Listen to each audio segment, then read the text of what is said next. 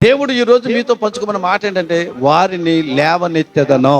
ఆ యవనస్తులను లేవనెత్తిన దేవుడు మనల్ని కూడా లేవనెత్తాలనుకుంటున్నాడు. మన దేవుడు తొక్కేసే దేవుడు కాదు, కృంగదీసే దేవుడు కాదు, మర్చిపోయే దేవుడు కాదు, అనగార్చే దేవుడు కాదు. ఎలాంటి దేవుడు అంట?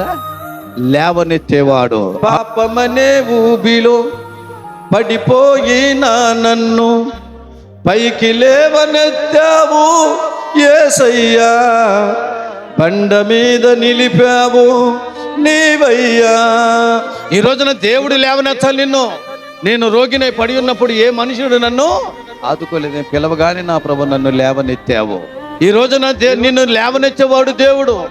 నువ్వు అనుకోవచ్చు, నాకు పర్వాలేదు, నేను లేపబడతా, నన్ను నేను లేపుకుంటా అనుకుంటున్నామో. నీ భ్రమ, నీ అవివేకం, నీ బుద్ధిహీనత.